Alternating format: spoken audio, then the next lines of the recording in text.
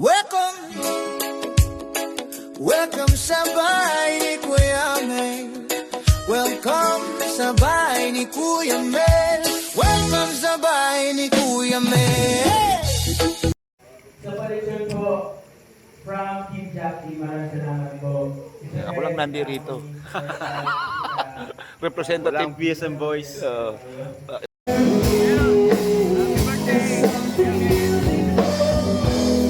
Birthday boy! Birthday boy! Happy birthday to me! Yan, happy birthday sabi ni Mami Premi. Mami Premi.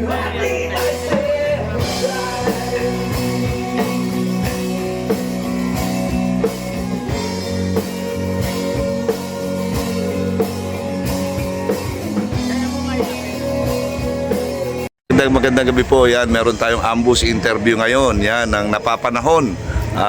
So, eto po, kausapin natin siya. Isa sa idol natin to, sa Kalamto. So, tara, let's. Yun, magandang gabi. Kalingap Dan. Agoy, Ginoo. Kamusta? Good evening po sa inyo. Okay lang naman po. Yan. Kamusta ka na? Matagal-tagal tayong hindi nagkita ay. Oo nga po, hindi tayo madalas talaga magkita pero ayos naman po. Ikaw po, kamusta naman po kayo? Eto, okay naman. Hindi tayo ganong nakakalabas kasi may pasyente ako sa bahay. Yung bayaw ko kasi na-stroke nung 2 weeks ago.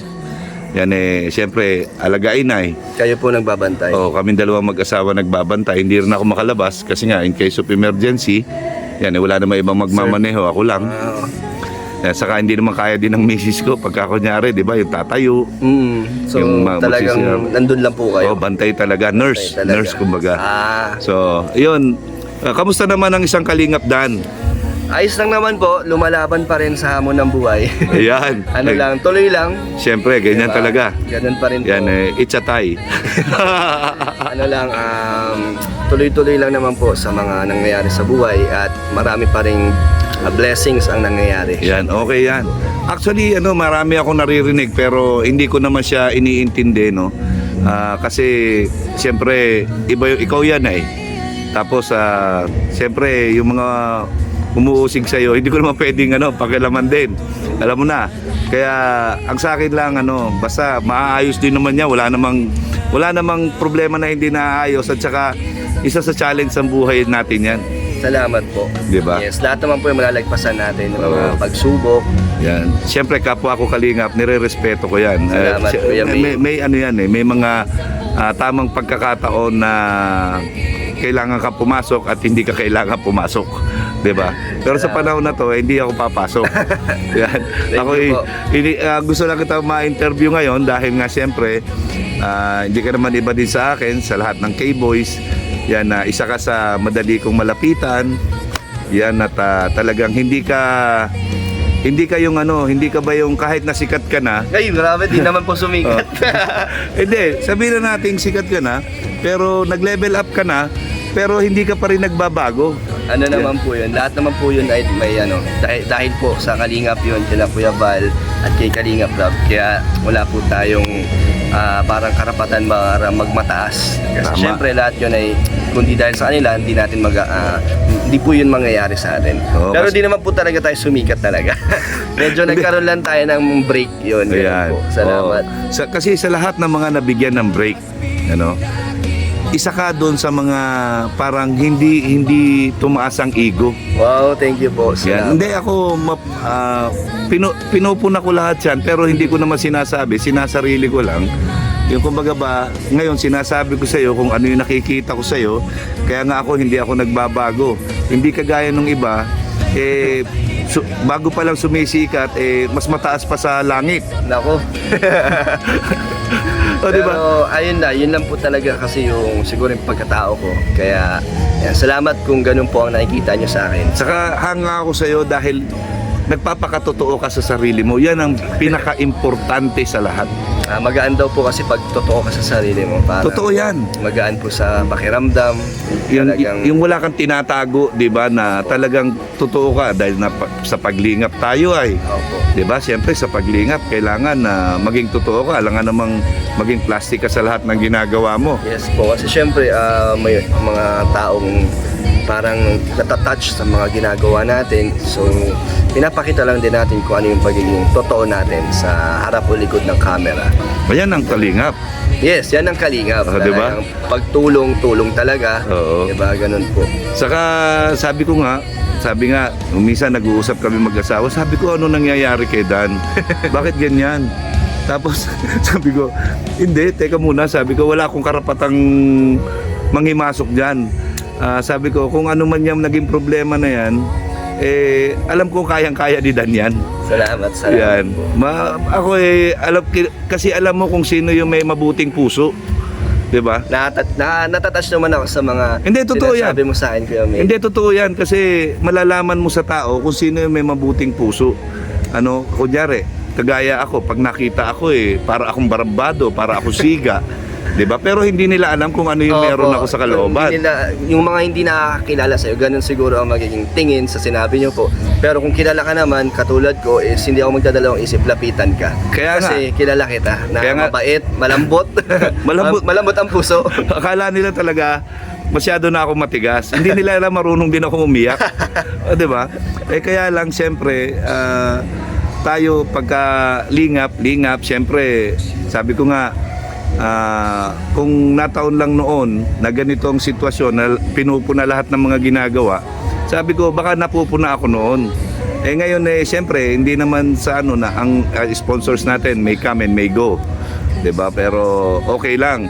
At least kahit papaano pag may sumobra sa revenue hindi mawawala pa rin yung paglingap natin. Yes, tama po. 'Di ba? Kaya sabi nga meron kasi ako minsan narinig na dapat consistent tayo sa paglilingap. Depende sa sitwasyon. Diba? Depende po siguro sa kinikita kasi syempre kailangan natin unahin yung sarili at pamilya natin. Correct. Ayan ang kinatwiran ko din kasi sabi ko Depende po kung talagang mayaman ka, walang problema. Opo, kahit anong tulong pa yan, kaya mong ibigay, di ba? Hindi ka mahirapan. Yan, kasi ang katwiran nag-charity vlogger ka hindi ganon. Di ba? Para sa akin hindi ganon. Kaya sabi ko nga, hindi ang Hindi naman important po tayo obligado. Kaya nga. Kasi sariling Volunteer. naman natin yan bukol sa puso natin yung ginagawa natin. Exactly. So, walang pilitan, ganun po. Yun. So kaya nga ako bilib din ako sa iyo, sabi ko nga ang galing ni Dan, sabi ko kahit saan pwede yan. Sabi ko talagang laban lang. Yan pagka talaga tulong.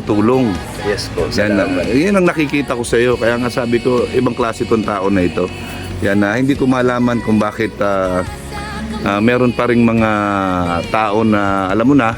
Kaya po natin, siyempre may mga dahilan din naman kung ba't sila nagalit or ba't ako nababash. Pero okay lang naman po. Ang mahalaga is may mga nagmamahal pa rin at naniniwala sa atin. Yun. Yan totoo yan kasi ang hirap kaya nung gumagawa ka na mabuti pagkatapos merong mga tao na hindi natutuwa sa mga ginagawa mo, no? Yan napakahirap nun. Kaya nga sabi ko nga ako pag nagla-live ako, yan kunyari may mga basher. Nakikita ka na lagi naka-live, Kuya Mel. Oo, kasi wala akong upload Lagi ka naka-live. Walang upload.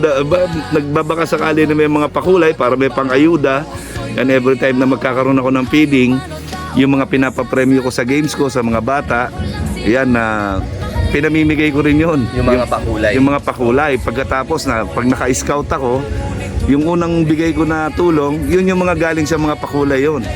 Kaya nga sabi ko malaking bagay yung pakulay din sa akin. Malaking bagay po yung gano'n. Yan. Kaya nga ewan ko, daming issue, hindi ko maintindihan kung saan ako pupunta. Kaya nga sabi ko nga concentrate na lang ako sa good vibes. Pagka may pang-ayuda tayo. Ganun na lang ang gagawin ko. Yes. Kaya nga sabi ko nga, bakit si Dan tahimik nitong tao na to? Bakit meron na namang issue? Nag-uusap kasi kami mag-asawa tungkol dyan. Sabi ko, ay pabayaan ko na yan. Sabi ko, pabayaan nyo na lang po yun. yan, kaya ni Dan yan. Alam kong strong personality to Tahimik lang ito pero meron tong strong personality. Kayang-kaya niya yan lahat. So, pero saludo pa rin ako sa iyo. Sana mas lalo pang gumanda ang channel mo. Yan, mas marami kang matulungan. Yan, kaisa mo ako. Salamat. Yan. Alam mo, Kuya Mel, sa tagal ng mga dumaan ngayon na lang ulit ako na-interview. At salamat at na-miss ko yung ganito. May nag-i-interview sa akin. Dati ako ini-interview mo ay. Opo, di ba dati yung mga buhay-buhay nyo, Oo. tapos ngayon na-miss ko yung may mga ganito. Kaya salamat sa pag-interview, Kuya Mel. Ayan, no problem. Anytime, pagkakailangan mo ako, yan, may pick up ako. Yan, Kung no? kailangan mo ng pick up. Kaso medyo matatagalan na ulit ang pagkikita natin. Bakit? Kailan alis mo? Sa 14 na po ang biyahe namin. Saan ang punta niyo? Pa Manila na. Pa Manila, for good? Opo. Oh, For good. good na po muna. Saan kayo sa Manila? Ano lang naman kami, boundary na Paranaque. So dito lang, Pasay, Paranaque lang kayo. Eh, pag nagpunta ako ng Manila, pwede akong umano dyan. Lapit lang kami sa MOA. Okay. Ay, okay yan. Diba? Makikita pa rin tayo dyan. Yes, di man po ako aalis ng Kalingap. Oo. Malalayo lang muna. Yun, goods yan. Yan, at least, ito naman yung gusto ni Kuya Bal, yung lumaganap ang paglingap Tama ng po. Team Kalingap. Yes po. 'Di ba? So, hanga ako sa iyo. Salamat. Yan. Sana sa susunod na pagkita natin, yan, ikaw na boss ko. Yung joke lang. Mas boss ka nga sa akin. Joke lang. Hindi, Joke lang. Sa susunod pagkikita natin, ano pa rin tayo? Ganito pa rin. Kalingap Oo pa rin. naman. Kalingap pa rin Nasa tayo. Kalingap pa rin Usapang tayo. Kalingap. Maraming salamat, ha, Thank you, Papa Dam. Emil. Yan, thank you talaga. God bless. Ingat Okay ka po. parate. Sa bundok, kubat, tabing dagat, mga matang matagal ang umiiyak.